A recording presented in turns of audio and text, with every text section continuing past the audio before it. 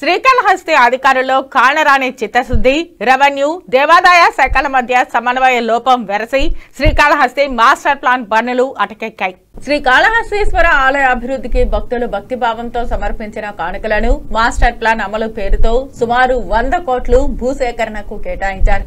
2016లో పప్పు బెల్లాల 99 మంది బాధితులకు పంచిపెట్టారు. అయితే 6 మంది తమకు పరిహారం చాలదంటూ మొండికేశారు. 4గురిని అప్పటి శాసనసభ్యుడు బిఎఫ్ మధుసూదన్ రెడ్డి ఒప్పించారు. మిగిలిన 2 సమస్య ఇంకా పరిష్కరింపబడలేదు.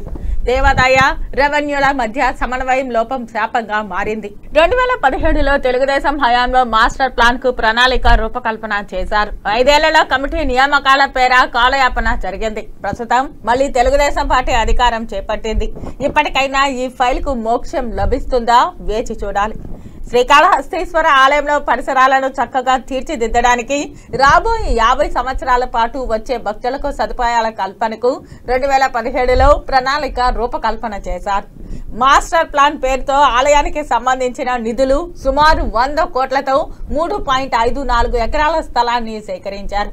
అయితే అధికారులు 2 శాఖల మధ్య సమన్వయం లోపంతో ఓ మహత్తర ప్రాజెక్టు సుమారు 8 సంవత్సరాలుగా అమలుకు నోచుకోవడం లేదంటే చిత్తశుద్ధి ఏమిటో అర్థమవుతుంది. ఈ మాస్టర్ ప్లాన్ అమలుకు సంబంధించి 99 మంది బాధితులుగా గుర్తించారు. వారిలో అందరికీ నష్టపరిహారంతో పాటు ప్రత్యామ్నాయ ఏర్పాట్లు చేశారు. అయితే సన్నిధి వీధిలోని కొందరు వాణిజ్య సముదాయాలకు చెందిన వారు నష్టపరిహారాలకు సంబంధించి అభ్యర్థించారు. కోర్టుకు వెళ్లారు. అయితే సమయస్ఫూర్తితో శాసనసభ్యుడు బియ్యపు మధుసూదన్ రెడ్డి వారితో చర్చించారు.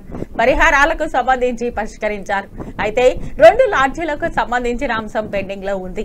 4 సంవత్సరాలుగా ఈ 2 భవనాలకు సంబంధించిన సమస్యను అధికారులు పరిష్కరించలేకపోతున్నారు. తప్పనిసరి భూసేకరణకు సంబంధించి శ్రీకాళహస్తీశ్వర స్వామి దేవస్థానం ఉత్తర్వులు కూడా జారీ చేసింది. కానీ కలెక్టర్ స్థాయి సమావేశంలో నిర్ణయం తీసుకోవాల్సి ఉంది. కానీ అది ఎక్కడ వేసిన గొంగలు అక్కడే అన్న చందంగా మారింది.